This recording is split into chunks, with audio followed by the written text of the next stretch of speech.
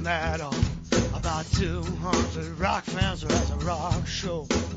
Welcome again to the Community Broadband Bits podcast from the Institute for Local Self-Reliance. This is Lisa Gonzalez. This week, Chris Mitchell looked into the Lifeline program. The program offers credit toward landline and wireless phone service for those who would not be able to afford it otherwise. The Lifeline program has come into harsh scrutiny from elected officials. Members of Congress have repeatedly called for more restrictions on enrollees, alleging fraud, waste, and abuse. Their media assault portrays participants as young women with purses full of phones. We wanted to know more about the Lifeline program. Chris first touched base with Sarah Morris, Policy Counsel for the Open Technology Institute at New America Foundation, and she provided some background and talked about qualifications for eligibility. Then Chris spoke with Anna Montes, the organizing director for TURN, the Utility Reform Network. Anna works directly with consumers and sees the impact of the program in the trenches. Here are Chris, Sarah, and Anna. So, Sarah Morris, what are the qualifications for the Lifeline program? So the baseline criteria as of 2012 is that consumers who want to use the program are required to have either a household income at or below 135% of the federal poverty guidelines, or they have to participate in at least one of a number of federal assistance programs. These include things like Medicaid, the Supplemental Nutrition Assistance Program, among many others. So I can't just wander down the street and find an area to sign up and just sign up willy-nilly. No, in fact, an additional requirement now is that you actually have to certify that you're eligible. So you have to meet the eligibility requirements. You have to certify under penalty of perjury that you meet those requirements, and then every year after that you have to recertify saying, yes, I still meet the eligibility requirements for the program. Now this seems rather at odds with this narrative that we've seen among a certain segment of people in Congress and those who are looking for an opportunity to criticize President Obama. They've been calling this program the Obama phone program and suggesting that it's out of control. And I'm curious what your response is to that. The Obama phone name is a misnomer for a lot of reasons. First of all, the program was actually started under President Reagan in 1985. It was later expanded under President Bush to include wireless service. This was in the wake of Hurricane Katrina, when the FCC realized that one of the best ways to provide immediate, quick, efficient cell phone service to those displaced by the storm was to provide them with prepaid cell phone services through the Lifeline program. So it was expanded under President Bush, and it was actually under President Obama that the FCC implemented a number of reforms to help make the program run more efficiently and to avoid some of the duplicative use or the use of the program by ineligible consumers, and just some of the ways that the companies that are using the program have sort of skirted around disclosure requirements and tightened up the program and made it more efficient. So it was actually the role of our current president was to make the program run better. And it's a misnomer on another level in that the Lifeline program doesn't actually provide users with cell phones. It's a program that's designed to provide a discount on wireline or wireless phone service. So it doesn't provide for phones. The companies can choose to offer a phone to users, but the Lifeline program itself doesn't subsidize that. When you talk about how the program was initiated under Reagan and reformed multiple times, I wonder, is it still relevant today with the networks that we're seeing and the changes that we're seeing? How should a modern Lifeline program deal with making sure everyone has the ability to communicate? As we've seen with the evolution of the program itself, communication needs of end users change and evolve over time. This is one of the reasons that a wireless service is actually very useful for current Lifeline subscribers in a lot of circumstances, because they often don't necessarily have as stable of housing situations. They move around a lot during the day. They need access in a different context than what we traditionally see as the wireline home phone system. What we're also seeing, though, is that communication needs are continuing to evolve, and we're moving towards an era where broadband is an important, some argue critical resource for communicating with loved ones, for finding employment, for managing one's day-to-day life, we've actually advocated to the Commission that the program should be expanded to include the option for users to apply their discount to broadband service. Right now, currently under the Commission's reforms in 2012, users of the Lifeline program can use their discount for bundled packages that include phone service and internet service, for example, but they can't currently use their discount for standalone broadband service. So that's one area where we think that as this program continues to modernize and continues to evolve, that we would hope that the Commission would look at ways and in which the Lifeline discount might be used for broadband service as well. All right, that's really helpful. Thank you. All right, thanks, Chris. I'm on the phone right now with Ana Montes. Ana, can you please tell us about your organization? Sure. I'm the organizing director for TURN, which is the Utility Reform Network. We're based out of California, and we're a statewide organization. TURN is almost 30 years old. It was actually started by a senior citizen who had had enough with the rising electric rates as well as changes and rising rates for telephone services. Since then, it's grown, and we now continue to work on energy, telecommunication, telephone issues, water, solar, different areas impacting utility consumers in California. So what we've done throughout the years is we've protected consumers from hundreds of millions of dollars of unnecessary rate hikes posed by energy and telecom utilities through our involvement at the California Public Utilities Commission. And we've done a lot in working with other groups as well to win consumer protection measures in the state, either through the California Public Utilities Commission or through the California legislature. Yes, we've actually worked together a little bit on a couple of proceedings here or there, and I've really appreciated the work that you've done. One of the projects that you've been working on lately has been the Lifeline program, which is a federal program. Can you tell me a little bit more about that?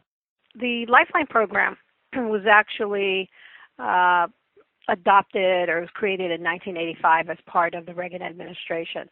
And it was created to provide a discount on phone service for low-income consumers to make sure that all Americans had the opportunity and security to have telephone service that was affordable.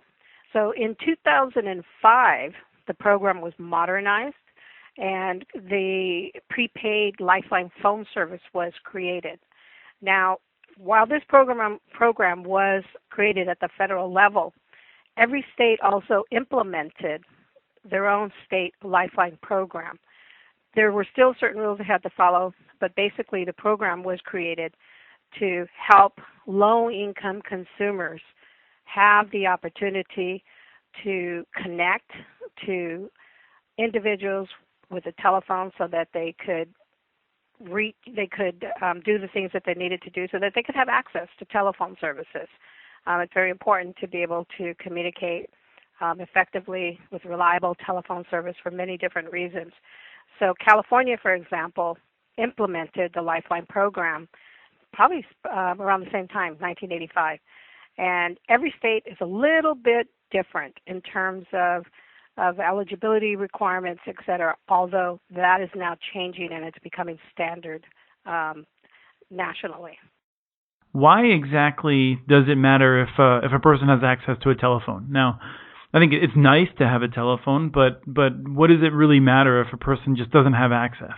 One of the things that we've been doing actually is we've been working with directly with individuals. I mean, because we have ideas of why it's important based on our own experiences, but you don't really know the full impact until you start really talking to people to really understand how important it is and why it's important to maintain a Lifeline program. So we've worked with a lot of individuals that if they did not have a telephone, they would not be able to communicate in an emergency situation. They would not be able to call their doctors. They would not be able to deal with Social Security or take care of any business that they need. Not everybody has a car.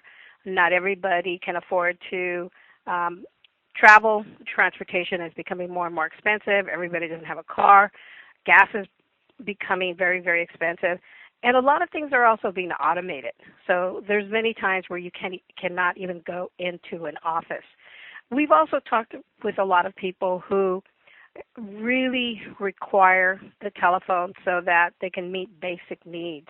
For example, finding a job. Many employers will do their screening by phone. If you don't have a phone and you cannot do that screening, you will lose out on opportunities to find a job. This was actually brought home for me because I moved shortly after my college graduation, and the telephone company made a mistake and disconnected my line rather than transferring it to my new house, the new apartment where I was living. And I had just sent my resume out to a bunch of places, and I applied for a bunch of jobs.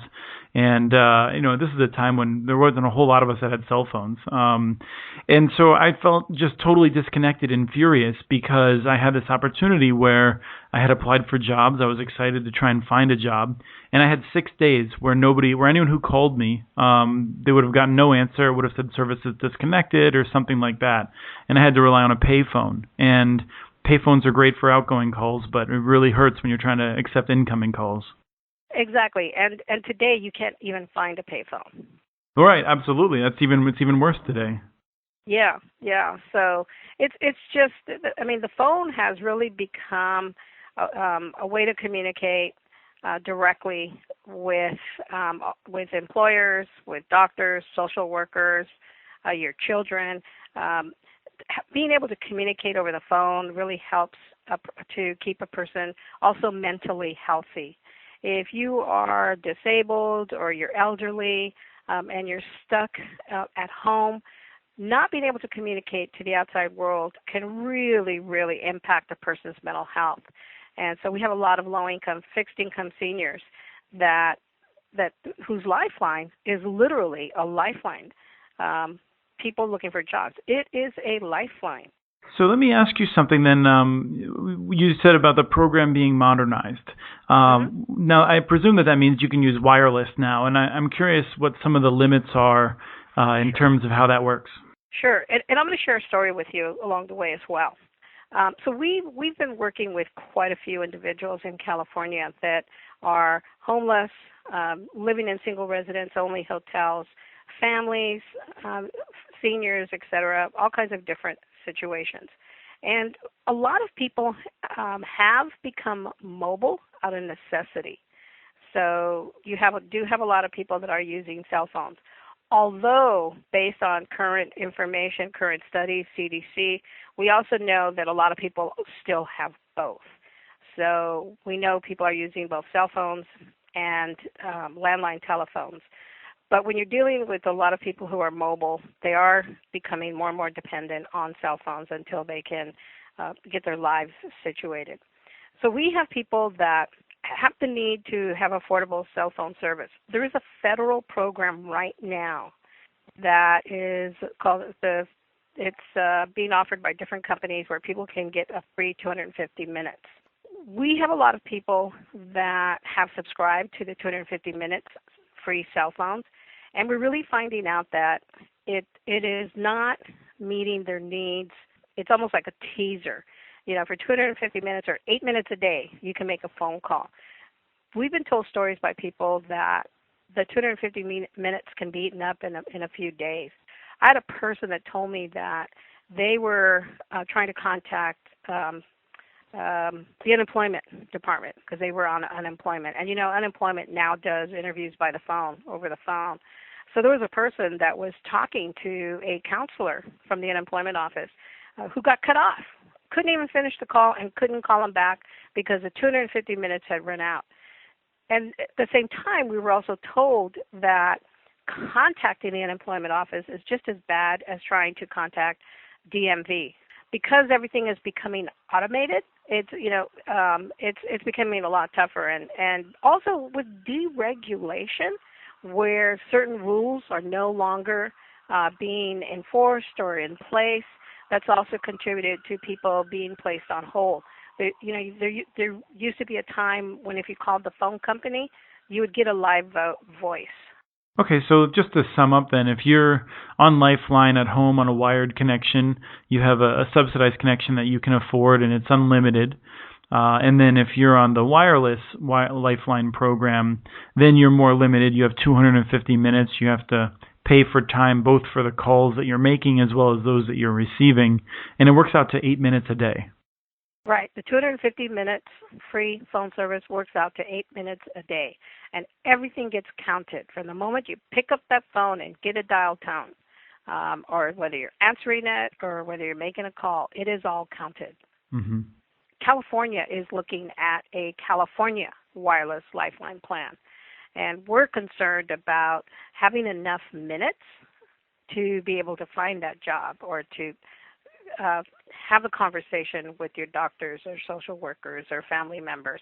But we're also really concerned about the quality of the phones. And on the federal Lifeline plan, people don't reach, for example, when you call 911, you do not get local emergency services. Mm-hmm. You will get the highway patrol, and that in itself can create an emergency situation. So we're also very, very concerned about the lack of quality in the federal plan too, in terms of 911. Now, to be fair, that is something that they do know about and they have been working on it. But we really feel that there's nothing like being able to reach a local provider if you are in an emergency situation. You don't want to be transferred. Is there anything else we should know? Are there any other stories of people that are using Lifeline to that you know of in particular? So we do have a lot of folks that live in single residences, and they're really dependent upon the Lifeline. If they did not have access to that program, they would be totally without the ability to make any kinds of phone calls. And so we have a lot of conversations with people that really want to see improvements in the program, both on the federal level and on the national level. We've had stories of people elderly people who had an emergency where they had an accident, and if they hadn't had that telephone in the house, they would have not been able to reach anybody in an emergency situation. They would have not been able to have answered the phone, and you mentioned yourself, you had a story of where you had some missed opportunities. They would have missed the opportunity to get a phone call from an employer, or they would have missed the opportunity to even get a phone call about food and shelter. So we hear a lot of different stories from people, but I would say that you do have particular stories for single residents only, very, very poor people. Then the everyday person, you do have a lot of stories of missed opportunities and the need for having access to a phone to either because of an emergency situation, needing to reach your children's school, needing to be able to communicate with your children, needing to communicate with other resources.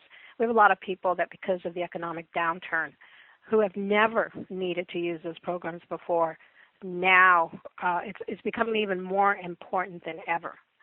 So for many people, the Lifeline telephone services is very, very important. It's not just for the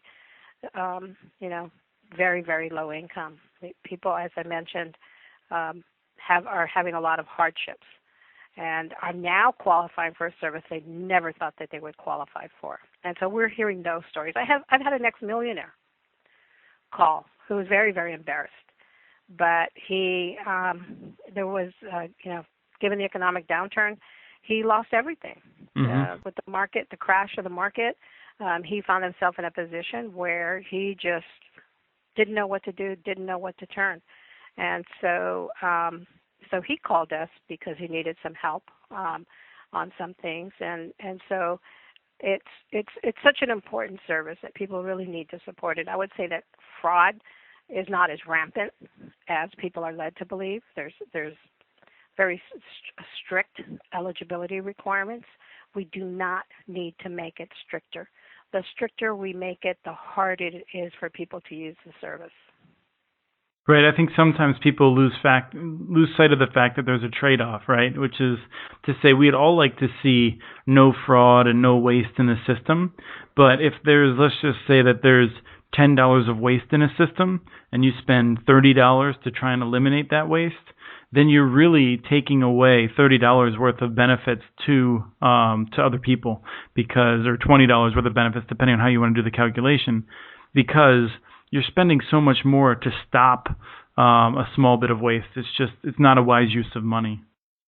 Exactly. And those same people may find themselves in a position of needing that service someday. If they don't, of course we don't want to see people in those positions, but they may find themselves in a position. Plus, those same people that end up needing that service also, at one time or another, probably paid into it. Because Lifeline is supported by a surcharge. We all pay that surcharge. So it's the thinking that, well, I don't want to support that person because they don't work, they need to go out there and get a job. That's not the case. I mean, these are people that probably paid into the fund at one time or another, and now find themselves in a position where they really need to use that service so that they can get ahead again. Right. Well, thank you so much for taking the time to come on and to help us learn more about Lifeline. I really appreciate it.